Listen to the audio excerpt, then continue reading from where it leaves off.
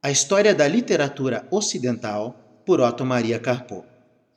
Hoje leremos a parte da obra dedicada à literatura da liturgia romana, que se encontra descrita das páginas 142 a 147. A obra que estou lendo refere-se à edição do Senado Federal. História da Literatura Ocidental, volume 1, parte 1, A Herança. Capítulo 3, O Cristianismo e o Mundo. Foi William Robertson, historiógrafo inglês do século XVIII, quem criou a expressão Dark Ages, ou séculos obscuros, para qualificar a época em que a razão e as boas letras clássicas não iluminaram o mundo. A expressão mudou várias vezes de sentido, estendendo-se à Idade Média inteira, ou aos séculos 9, 10 e 11, entre a queda do Império Carolíngio e as Cruzadas, ou então aos séculos 6, 7 e 8. Do ponto de vista da história literária, este último sentido da expressão é o mais razoável. A literatura romana acabara e as literaturas modernas ainda não tinham começado, nem em língua latina, nem nas línguas nacionais. O vazio explica-se pela destruição geral, a perda de quase todos os bens materiais, inclusive os benefícios de uma administração organizada. Contudo, a relação entre o estado econômico-político e a situação cultural não pode ser formulada à maneira de uma equação algébrica.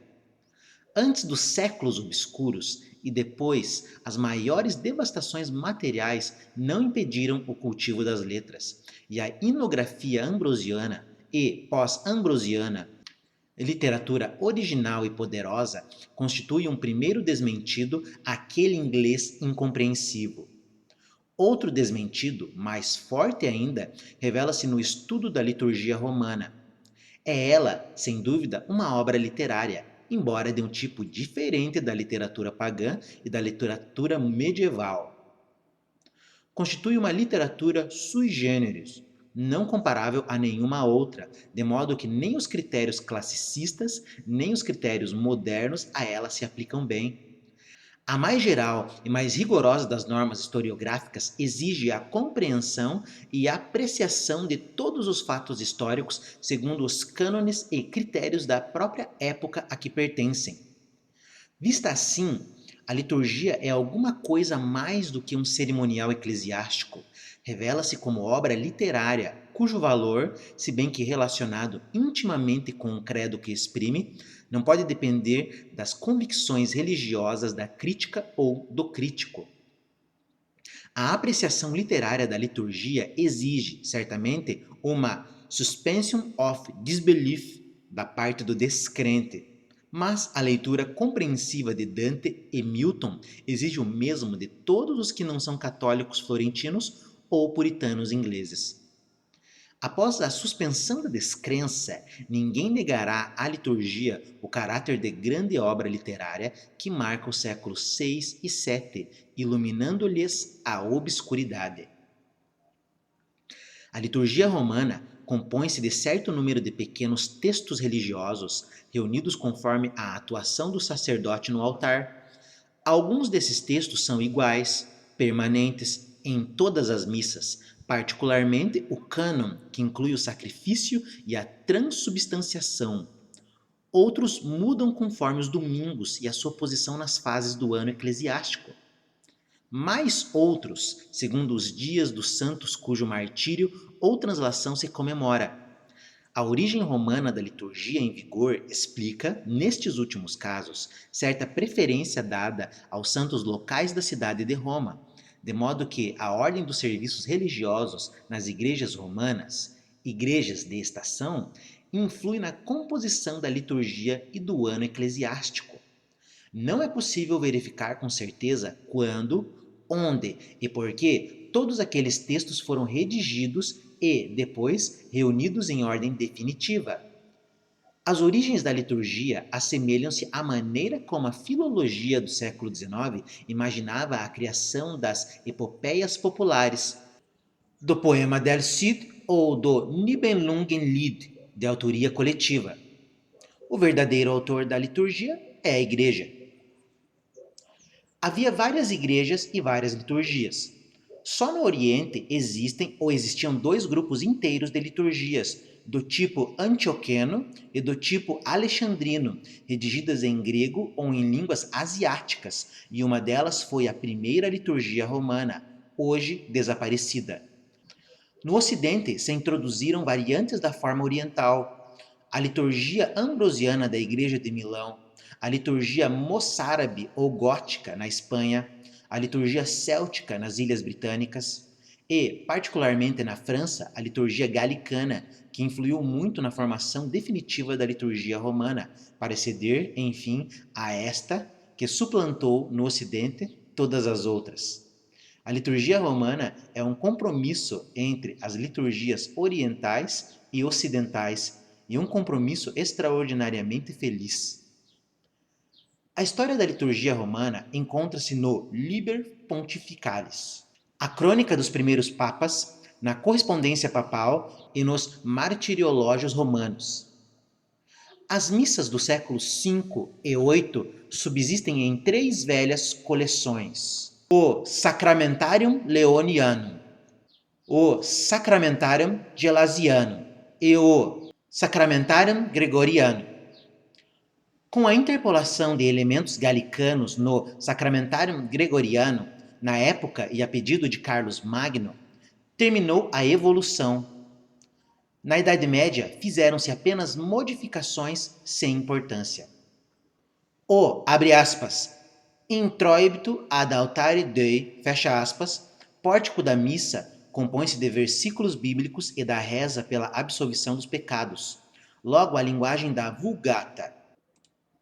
Abre aspas, iudica me, Deus, e discerne causa meam de gente non santa, fecha aspas, revela a sua qualidade litúrgica. O início da missa liga-se ao, abre aspas, confiteor, por uma daquelas fórmulas que sempre voltam, lembrando menos um refrão do que as fórmulas feitas da epopeia homérica. Abre aspas, Gloria Patri et Filio et Spiritus Sancto, sicut era in principio et nunc et semper, in saecula saeculorum. Amém. Fecha aspas. É o tema da missa. Após o introitus, que alude à festa do dia, Deus é aclamado em palavras gregas que formam uma espécie de tríptico. Abre aspas. Kyrie eleison, Kyrie eleison, Kyrie eleison, Christ eleison, Christ eleison, Christ eleison, Kyrie eleison, Kyrie eleison, Kyrie eleison, fecha aspas. Trata-se, com efeito, de uma aclamação como a receberam os imperadores de Bizâncio no momento de sentarem-se no trono. Várias orações cercam a leitura solene da Epístola e do Evangelho, herança do serviço religioso na sinagoga, e, entre elas, inclui-se o, abre aspas, Gloria in excelsis Deo, fecha aspas, como que abrindo o céu sobre o altar. A transição para o serviço de sacrifício é feita por uma das partes mais antigas da missa, o ato de mistura de vinho e água, simbolizando a união dos fiéis com Cristo. Abre aspas, Deus, qui humanae substantiae dignitatem mirabilier condidiste, et mirabilius reformaste, fecha aspas, palavras nas quais a dignidade austera da língua latina se humilha no coletivismo dos, abre aspas, divinitatis consortes, fecha aspas. Sobrevivem, na liturgia romana, apenas algumas palavras das epiclesióis, das invocações do Espírito Santo, que nas liturgias gregas quase sufocam, pela sua grande extensão, o cânon. A liturgia ocidental é de sobriedade romana.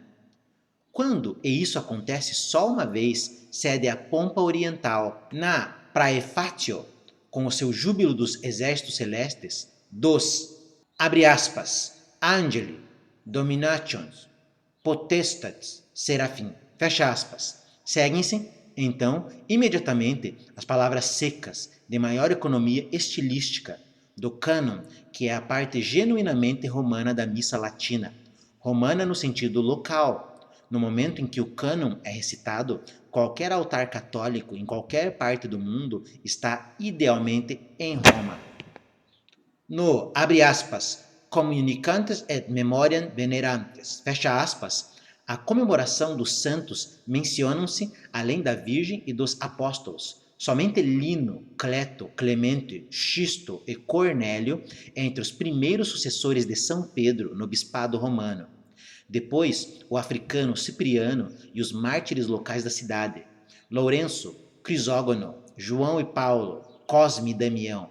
Estamos em uma basílica dos primeiros séculos, perto das catacumbas. E, em outra oração muito antiga, no, abre aspas, Anc igitur oblation, fecha aspas, inseriu Gregório Magno as palavras, abre aspas, diesque nostro in tua pace disponas, fecha aspas, para lembrar a todos os séculos vindouros as atribulações da cidade de Roma no século VI, cercada pelos longobardos. Palavras que são de uma atualidade permanente. Após a transubstanciação, que se distingue pelo mais alto grau de expressão religiosa, o silêncio, pede-se a Cristo o, abre aspas, locum refrigeri, lucis e pacis, fecha aspas, para os, abre aspas, qui nos praecesserum cum sino fidet dormiunt in somno pacius, fecha aspas, e, já fora do cânon, a graça para os que há pouco aclamaram o Kyrios e agora, em outro tríptico, se curvam perante o Deus sacrificado. Abre aspas. Agnus Dei, qui tollis peccata mundi, miserere nobis. Agnus Dei, qui tollis peccata mundi, miserere nobis. Agnus Dei, qui tollis peccata mundi, dona nobis pacem. Fecha aspas. O ciclo está fechado. O fim é a melodia largamente desenvolvida com que a igreja despede os circunstantes para voltarem à vida profana. Abre aspas. Ite, missa est, fecha aspas. A variedade das missas era, no começo, muito grande. Cada dia tinha a sua missa especial, como acontece ainda nas semanas da Quaresma, nas quais o mundo inteiro participa do culto nas igrejas de estação da urbs. Mas a sobriedade romana fez tudo para suprir as diversidades exuberantes. Distribuiu-se uma missa mais ou menos uniformizada pelas estações do ano, constituindo o ano eclesiástico, a repetição simbólica da epopeia, da história sacra e redenção do gênero humano.